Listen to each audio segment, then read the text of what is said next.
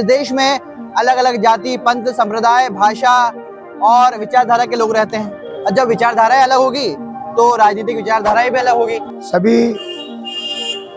उम्मीदवार जो है उनके घर जाके आ भी रहे आप जी, उनके चेहरे की मुस्कान और मेरे चेहरे की मुस्कान अलग अलग रही है। दिखाओ एक बार मुस्कान मुझे। अच्छा, तो आपको भर्ती नहीं करा? तो पेशेंट भर्ती होने के लिए बेड ही नहीं रहेगा तो पेशेंट कैसा भर्ती होगा? तो वो ऐसा झूठ बोलना, तो झूठे वादे और झूठी घोषणा थी। बिल्कुल। मुझे बताइए मनोज सांगोले क्या करेंगे अगर जनता मौका देती है? मैंने करके बताया भाई। अरे मैं तो सादा नगर से हूँ यार, मेरे पास में तो ना कोई आमदार है ना खासदार है। कारपोरेटर के भरोसे इतना काम किया। कांग्रेस वाले और लोग कह रहे हैं कि ये तो वोट काटने के लिए खड़े हुए हैं। अरे उनको क्या मालूम, और आपने कुछ किया कोरोना? अरे मैंने तो लोगों को इतनी मदद किया, आप खुद जाके पूछ लो। असुविधाओं में वो आपको वोट में तब्दीली होते हुए दिख रही है? बिल्कुल आएंगी, आप देख लेना, विनर भी हो जाऊंगा। उधर कैमरा दिखाइए, पीछे कांग्रेस की रैली हो रही है और कांग्रेस की रैली भी पीछे जा रही है। अच्छा, कांग्रेस के लोग कह रहे हैं कि देश के सबसे बड़े अम्बेडकरवादी नेता है नितिन राउत और भावी मुख्यमंत्री है और मुख्यमंत्री बन सकते हैं महाविकास आघाड़ी की सरकार आने के बाद। फिर इतने डरे हैं तो राहुल जी को भी बुलाते और खड़गे जी को बुलाते, क्यों बुलाते भाई? दिन भर की तमाम गतिविधियों में, चुनावी गतिविधियों में कैसे अपने आप को मैनेज रख पाते हैं, कूल रख पाते हैं और समय कैसे निकाल पाते हैं? अरे जो रोज का मेरा काम है।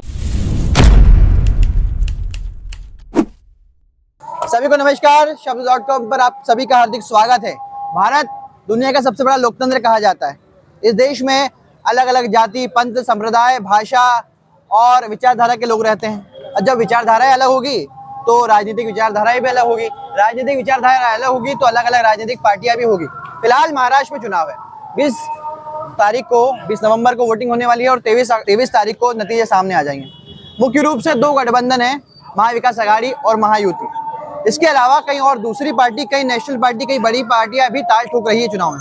हमारे साथ फिलहाल बैठे हैं मनोज दशरथ सांगोले जी, नागपुर उत्तर, जो कि एक हॉट सीट है और बड़ी ही मध्यस्थता और बड़ी ही खबरों में रहने वाली सीट है। वहां से चुनाव लड़ रहे हैं। नमस्ते, कैसे हैं? नमस्ते जी, बस एकदम बढ़िया हूँ। कैसा चल रहा है चुनाव? आप देख रहे हैं अभी खुद ही घूम रहे हैं जी सभी उम्मीदवार जो है उनके घर जाके आ भी रहे आप जी, उनके चेहरे की मुस्कान और मेरे चेहरे की मुस्कान अलग अलग रही है। दिखाओ एक बार मुस्कान मुझे। तो सोचो आप, हाँ, बाकी उम्मीदवार 4 बार के चुने हुए हैं। हाँ, एक बीजेपी का है, हाँ, वो 1 बार का चुना हुआ। जी, 2 डॉक्टर है यहाँ पर, एक हाँ। डिग्रीधारी डॉक्टर है, अच्छा, वो 4 बार चुनाव जीता। और एक MBBS डॉक्टर ओरिजिनल है, हाँ, तो वो 1 बार चुनाव जीता और दूसरी बार हारा, फिर से तीसरी बार उनको टिकट दी। हाँ, वो कारपोरेटर हारा था और आमदार बना था। जी। कारपोरेटर था डॉक्टर नितिन रावत की बात कर रहे हैं आप? नहीं, इनकी मनोज मान, मिलिंद माने जी। तो लोगों ने पिछली बार नकारा, इनको चुन के दिए। ये पिछले 20 साल से आमदार बन के मिनिस्टर भी बने, 6 विभाग मिले इनको। हाँ, इन्होंने जेल मंत्री बने, पुलिस मंत्री बने, दारू उत्पादन शुल्क मंत्री बने, कामगारों के मंत्री बने और तुम्हारे ऊर्जा मंत्री, बिजली मंत्री बने। ये पूरे कार्यकाल में कभी कोई महाराष्ट्र राज्य में कोई भर्ती नहीं हुई। अच्छा, नागपुर उत्तर में काम किया, कुछ नहीं किया? उन्होंने जो काम किया तो बता रहा हूँ ना। हाँ, उन्होंने हाँ, एक दवाखाना बनाया डॉक्टर बाबा साहब अम्बेडकर हाँ, रिसर्च सेंटर करके, हाँ, और उसको 150 बेड का रुग्णालय बनाया करके 15 साल से बताते आ रहे। हाँ, अभी 20 साल भी खत्म हो गए, हाँ। लेकिन एक भी बेड नहीं आया जहाँ मैं भर्ती हो सकता था। अच्छा, क्या आपको भर्ती नहीं करा? तो पेशेंट भर्ती होने के लिए बेड ही नहीं रहेगा तो पेशेंट कैसा भर्ती होगा? तो वो ऐसा झूठ बोलना, तो झूठे वादे और झूठी घोषणा थी वो? बिल्कुल। वो बोलते हैं कि मैंने लाइब्रेरी बनाया। भाई लाइब्रेरी बनाया तो फर्नीचर कहाँ है, किताबें कहाँ है, और कर्मचारी कहाँ है? सरकारी कर्मचारी होना कि नहीं, सोचने वाली बात है। रिसर्च सेंटर डॉक्टर बाबा साहब अम्बेडकर एक रिसर्च सेंटर बनाया, तो उद्घाटन करते वक्त वो बोलते हैं कि हम, तो आपने देखे होंगे कि वो रिसर्च सेंटर का उद्घाटन रोड मंत्री जो है नितिन गडकरी जी, देवेंद्र फडणवीस, इनके कार्यकाल में वहां पर भारतीय जनता पार्टी के बोर्ड लगे थे। तो भारतीय जनता पार्टी के बोर्ड लगे थे, वो बोलते मैंने बनाया, ये बोलते मैंने बनाया। उन्होंने नींव रखी और इन्होंने भारतीय जनता पार्टी के लोगों ने उसका उद्घाटन किया। सोचो 5 साल में जो प्रोजेक्ट होता है उसको 5 साल के अंदर करना पड़ता है, इन्होंने कब जबकि तक उसको करा? काम 15 साल लग गए उसको करने के लिए। अच्छा, तो इसको काम कहा जाता क्या? 9 लोग नदी में बह के गए। चलिए उन्होंने कुछ किया नहीं किया, मुझे बताइए मनोज सांगोले क्या करेंगे अगर जनता मौका देती है? मैंने करके बताया भाई, ये जहाँ बैठा हूँ ये रोड भी मेरे हाथ का है। अच्छा, यहाँ से मैं 2 बार कारपोरेटर रहा और मैंने 4 स्कूलें बनाए, मराठी, हिंदी, उर्दू और इंग्लिश मीडियम की। उसके बाद में जोन कार्यालय लाया, फायर स्टेशन लाया। उसके बाद में 6 लाइब्रेरियां बनाया। एक लाइब्रेरी तो ऐसी बनाया, स्मशान भूमि के अंदर में लाइब्रेरी बनाया। किसके अंदर? स्मशान भूमि के। तो इतना सारा काम किया। अरे मैं तो सादा नगर सेवक हूँ यार, मेरे पास में तो ना कोई आमदार है ना खासदार है। कारपोरेटर के भरोसे इतना काम किया कि लोग मेरे को 3 बार आजाद लाए चुन के, मेरे बीबी को भी लाए। और मैं तो हाईकोर्ट में सर्विस करता था, लेकिन मैंने चुनाव जब लड़ा तो मैं लंगड़ा था, यही बस्ती से लोगों ने चुन के दिए थे। अच्छा मुझे बताइए, बड़ी बड़ी पार्टी है आपके विरुद्ध में, कांग्रेस, भारतीय जनता पार्टी ऐसी बड़ी नेशनल पार्टी, आपकी भी पार्टी देश में बड़ी पार्टी मानी जाती है, लेकिन क्या आपको लगता है कि मायावती जी का और बहुजन समाज पार्टी का, जो कि आपकी अब नई पार्टी है, पहले तो आप कांग्रेस में रहे? पहले 1981 में DS4 नाम की जी। काशीराम जी ने एक संस्था बनाए थे और फिर मेरा सवाल सुनिए राजनीतिक। पहले, हाँ, क्या उनका असर कम हो रहा है? मैं वो जो लोग जहाँ से लड़ते होंगे उनकी कुछ खामियां होंगी, इसलिए वो असरदार नहीं दिखते होंगे। ये तो असरदार है ना। और मनोज सांगोले तो असरदार है। ये तो आजाद चुन के आ सकता है, ये तो अभी नेशनल पार्टी मिली कांग्रेस वाले बहुजनों और की। लोग कह रहे हैं कि ये तो वोट काटने के लिए खड़े हुए हैं। अरे उनको क्या मालूम, इनको डराने हिंदू मुस्लिम करते रहते, डराते रहते। बीजेपी आएंगी क्या उखाड़ लेंगी फिर। कांग्रेस जो है 20 साल से इनको परखाना, और बीजेपी के भी डॉक्टर को पहचान परखा है। वो MBBS ओरिजिनल डिग्री रहने के बाद एक एम्स सरीका दवाखाना नहीं बना पाए। अच्छा, अब जो- मनोज सांगोले, आपकी क्या आपका क्या विजन है इस विधानसभा को लेकर? अगर आपको जनता मौका, आप क्या आप नया कुछ लेकर आएंगे? भाई मंत्री महोदय थे, लॉकडाउन के वक्त लोगों के बिजली के मीटर काटे गए, फिर बस्ती के जो लोगों ने उनको वोटिंग किया वो लोगों के ऊपर में इतना अन्याय हुआ। कैसा कोविड में तो कितने लोग मरे, उसमें कोई जाति धर्म नहीं देखा कुछ गया काम था। क्या नहीं किया उन्होंने? अरे काम किया रहता वो तो उसके लिंक है मेरे पास कि वो पैसे भरना ही पड़ेगा, ऐसा बोलता था। क्या बोलते थे? पैसा भरना ही पड़ेगा, बिजली का बिजली अच्छा। वापरते हो तो पैसा भरना ही पड़ेगा, ऐसा बोलते थे। और आपने कुछ किया कोरोना? अरे मैंने तो लोगों को इतनी मदद किया, आप खुद जाके पूछ लो। मैंने तो जो लोग जिनकी मौतें हो गई, हिंदू लोगों को जलाया, मैंने खुद रह के रात को 3 बजे तक के। आप जाके पूछ लो। तो वो जनता, जिन लोगों की आपने मदद की, जिनके लिए आप खड़े रहे असुविधाओं में, वो आपको वोट में तब्दीली होते हुए दिख रही है? बिल्कुल आएंगी, आप देख लेना, विनर भी हो जाऊंगा। पीछे कांग्रेस की रैली हो रही है और कांग्रेस की रैली भी पीछे जा रही है। हम बहुजन समाज पार्टी के प्रत्याशी के साथ इंटरव्यू कर रहे हैं और पीछे कांग्रेस की भी रैली जा रही है और एक ही रूट से।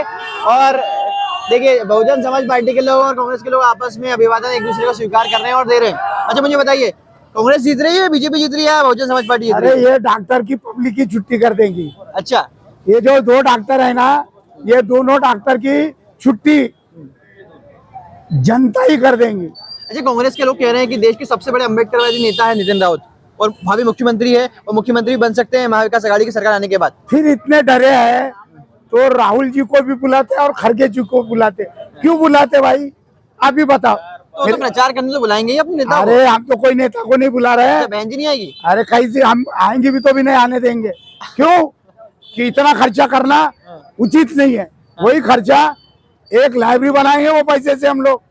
अच्छा, प्रचार नहीं करेंगे? नहीं, तो अच्छा, प्रचार में कम से कम खर्चा कर रहे हैं कि आप भी खूब पैसा दे रहे हैं? आप तो देख रहे हैं ना। हाँ, समोसा ये- सोन पापड़ी खिलाइए। अरे वो तो पब्लिक ने खर्चा कराई है। अच्छा। हमारे माननीय नगर सेवक है, उन्होंने अपने स्वयं पैसे से खर्चा कराई है। अच्छा हाँ। अच्छा, दिन भर की तमाम गतिविधियों में, चुनावी गतिविधियों में कैसे अपने आप को मैनेज रख पाते हैं, कूल रख पाते हैं और समय कैसे निकाल पाते हैं? अरे जो रोज का मेरा काम है, सवेरे 5 बजे उठना और काम करना। आज भी बता रहा हूँ, मैं तो अकेला जाता हूँ, न्यूज़पेपर 15 लेके आता हूँ, पढ़ता हूँ। 15 न्यूज़पेपर पढ़ते हैं? हाँ, क्या नाम और बताइए न्यूज़पेपर के? अरे टाइम्स ऑफ इंडिया है, हाँ। द हिंदू है, देशोन्नति है, तरुण भारत है, लोकमत है, लोकमत समाचार है, नव भारत है, नवराष्ट्र है, तुम्हारा हितवाद है, टाइम्स ऑफ इंडिया है। टाइम्स ऑफ इंडिया हो गया। तो इतने पेपर, अरे और भी है ना, सामना है, हाँ, सामना सामना भी है, देशोन्नति है, तो युग धर्म भी है। नहीं, वो नहीं आता। रोजगार समाचार है, एम्प्लॉयमेंट एक्सचेंज, एम्प्लॉयमेंट न्यूज है। तो सुबह उठ के पूरे 15 अखबार पढ़ते हैं आप? 15 नहीं पढ़ता, जो मेरे लायक हमेशा न्यूज आते हैं।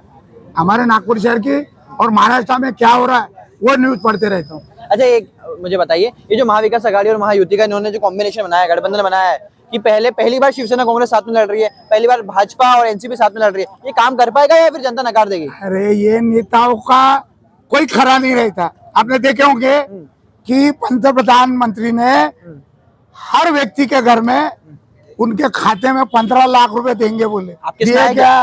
अरे दिए क्या? उसके बाद उन्होंने बोले कि 2 करोड़ लोगों को रोजगार देंगे। दिए क्या? और जो लोग अलग हो गए उनको कैसा है, एकदम होके 50 खोखे का काम हुआ और उधर गए थे। वो भी सच्चाई है कि जुमला है, वो भी सोचने वाली बात है। ईडी सीबीआई सब लगी थी, इसलिए अलग अलग हो गए। जो आदमी ने शिवसेना का स्थापना किया उसका धनुष्यमान लेके गए लोग। जिसने घड़ी की स्थापना की थी, शरद पवार जी की घड़ी गायब हो गई। तो देश में ये देश में लोकतंत्र है कि नहीं है, ये आपको क्या लगता है? अरे है कि नहीं है ये समझ में नहीं आता। तो लोगों ने अभी सोचना चाहिए, अपने सोच को बदलना चाहिए। सोच को ये बदलना चाहिए कि भैया जो नेता को अपन पार्टियों से उठकर देखते हैं वो अपने वोट की चोरी करते हैं और अपने को बर्बादी के कदम चुनने के लिए छोड़ देते हैं। जो 25 साल के पहले बड़े बुजुर्गों ने वोट दिया इन लोगों को, तो वो उनके बच्चे अभी बेरोजगारी में घूम रहे हैं। क्या कहोगे आप? इंडस्ट्रियल एरिया वालों के, इंडस्ट्रियल एरिया इधर बनने को होना था तो वो बनने नहीं दिए, और वहाँ जो काश्तकारों को जो जमीन मालक थे उनके जमीन ही छीने गई। उनके अभी और बिल्डरों के पास में वो पूरी जमीन दिख रही। तो ये न्याय व्यवस्था है क्या? ये नेताओं के कारण लोगों के परिवार बर्बाद हो रहे। दारू मिनिस्टर थे हमारे नेताजी, हमारे मिनिस्टर। ये कौन सा मंत्रालय? अरे ये दारूबंदी विभाग एक मंत्रालय होता है। सबसे ज्यादा दारू की दुकानें हैं हमारे घरों के पास में, यानी दारू पिला पिला के बस्तियों का नुकसान कर रहे। परिवारों में पति पत्नी माँ बाप के बीच में, भाई भाई के बीच में झगड़े तैयार हो गए। तो दारू सरकार बेचेगी, अब वो तो जनता के ऊपर है, उससे पीना है ना। क्यों बेचेंगी? क्यों, और भी रास्ते है ना, क्यों बेचेंगी? मेरे एरिया में सबसे ज्यादा कंपनियां है दारू। क्या तो दारू बंद हो जाना चाहिए? बिल्कुल, मैं तो इस मत कहूँ, मैं तो दारू पीने वाले को ऐसा जेल बनाऊंगा कि वहां डाल के उनको सुधार के वापस लाऊंगा, जो कि उनके बच्चों की इज्जत रहेंगी, माँ बाप की इज्जत होगी। समझे? वो जो बोलूंगा ना वो करके बताऊंगा। नहीं सुनेंगे ना तो ये बंदूक की गोली है इन लोगों ने। और मैं तो गोली का बारूद हूँ। अच्छा, फिर इनको लेके जाऊंगा। बारूद सांगोले नाम रखा। हाँ, तो भाई कैसा है, गुमराह करने वाले लोग आते, लोगों को भावना वंश करते और बोलते हैं हिंदू मुस्लिम बताते रहते, लेकिन बेरोजगारी, शिक्षा, स्वास्थ्य के ऊपर में कोई काम नहीं करते लोग। क्या कहना आपको? आप करेंगे, क्या करेंगे आप? अरे मैंने 5 चीजें बताइए, क्या करेंगे? अरे मैं तो पहले एम्स सरीगा दवाखाना लाऊंगा। ठीक है। दूसरा इंजीनियरिंग कॉलेज सरकारी ये लाऊंगा। मेरे एरिया में इतनी जगह खाली है कि वहां मैं बना सकता। ये काम किया हूँ, झूठ मूठ बोलता नहीं, जिंदे काम है। जिंदे काम है और बाकी का काम मर गए? अरे फिर बताओ, 3 काम हो गए, चौथा? अरे एम्स सरीगा दवाखाना बनाऊंगा, इंजीनियरिंग कॉलेज लाऊंगा, सीबीएसई पैटर्न है, ग्रेजुएशन तक के स्कूल लाऊंगा। उसके बाद ये लोगों को रोजगार मिलना चाहिए करके इंडस्ट्रियल एरिया बढ़ाऊंगा। और पांचवा